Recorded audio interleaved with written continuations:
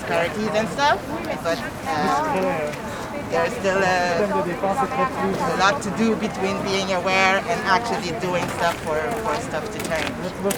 So that's why I'm here. Because talking is good, but actions are better. What's the message that you want the police or the city administration or provincial governments? Even Trudeau commented on the Canada case this week. I mean, what message has to be heard here, you think? Well, I think there's different messages. The police, first of all, they should really stop denying the evidences. Like, they sometimes say, yes, we know there's racial profiling, and sometimes they'll be like, no, there isn't. So they should pick a lane and stick with it. The government needs to, change its tune and really not work for only one part of the population, but for the whole population of Quebec. And then the media has a lot of looking to themselves to do, because they expose this guy with all his info and everything, and he was still presumed innocent like everyone else. And we still don't know the names of, those two nurses that basically killed Joyce. We don't know their names. They kept the name of the crazy guy on Halloween because, he might have some mental health issues. But it's obviously a race issue, because if he had been black, we would have known what his grandma did 3 years ago or 3 generations ago.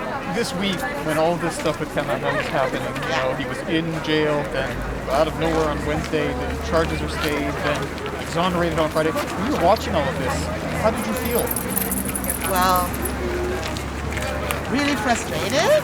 At first, I was like everyone, we were like, what's happening? Because first of all, someone that attacks cops here in Quebec, everywhere it's rare, but even more here. So first of all, as soon as the story started, I was like, there's something fishy where they're not telling. And then I started to hear about the police officer that's involved. And that's one thing also that the media didn't talk about, is that this guy has been caught for extortion. So he's not really trustworthy.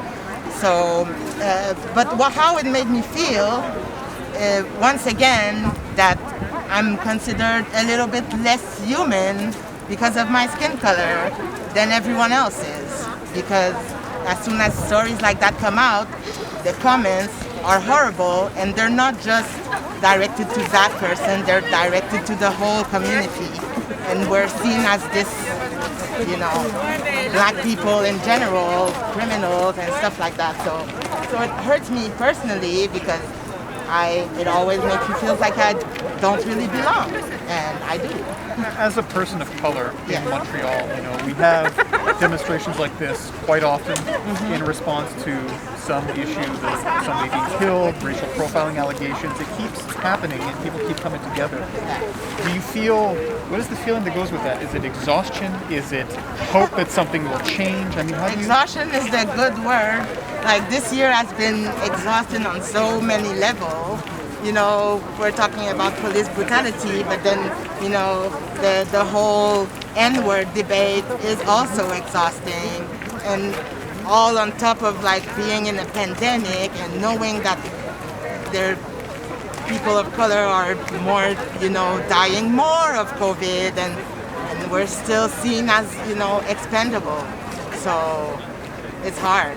It's been exhausting, and it's also like you feel like, where can I go? No one wants me, basically. But I didn't came here, or my ancestors didn't come here by their own choice. Now we're here, and we're trying to be part of society as much as anyone else is. So it would be time that we get the same respect that anyone else is getting.